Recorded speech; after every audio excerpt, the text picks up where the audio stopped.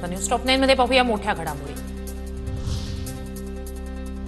अकोला जिल्हा नियोजन समितीच्या बैठकीत राडा भाजपचे आमदार रणधीर सावरकर आणि बाळापूरचे ठाकरे गटाचे आमदार नितीन देशमुख एकमेकांच्या अंगावर धावून गेले।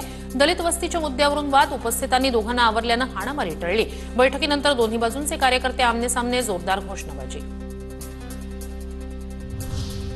छत्रपती संभाजीनगरमध्ये शिवसेना ठाकरे गटाचं क्या हुआ तेरा वादा आंदोलन। सरकारची शेतकरी कर्जमाफी, लाडक्या बहिणींना 2100 रुपयाच्या आश्वासनांचं काय झालं? अंबादास दानवे यांचा सवाल। मंत्री अतुल सावे यांना दिलं निवेदन। मनसैनिकांच्या दणक्यानंतर मुजोरी करणाऱ्या रिक्षा चालकांना मागितली माफी। मराठी बोलायला रिक्षा चालकाचा नकार। राज ठाकरे मेरा क्या उखाडेगा म्हणत प्रवाशावर केली अरेरावी। मनसैनिकांनी रिक्षा चालकाला शोधून काढत दिला चोप। अखेर रिक्षा चालकांना मागितली माफी। बीएमसी निवडणुकीसाठी दोन्ही ज्युनियर ठाकरे मैदानात।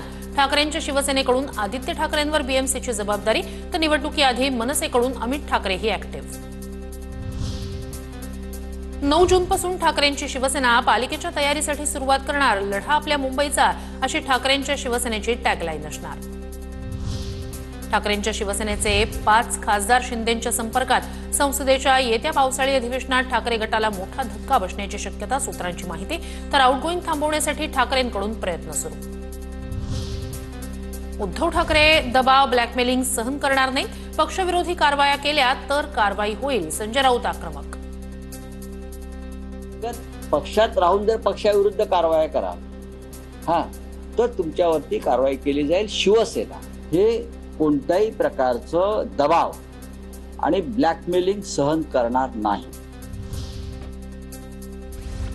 आगामी निवडणुकांसाठी नाशिकमध्ये भाजपची विभागीय कार्यशाळा। दरम्यान स्थानिक स्वराज्य संस्थांच्या निवडणुका 15 ऑगस्टला लागतील। बैठकीत मंत्री चंद्रशेखर बावनकुळे यांचं सूतोवाच। सुधाकर बडगुजर यांची पक्षातून हकालपट्टी केल्यानंतर बडगुजर समर्थकांकडून सिडको परिसरात बॅनर। भाऊ सांगतील ते धोरण आणि बांधतील ते तोरण, बॅनरवर उल्लेख।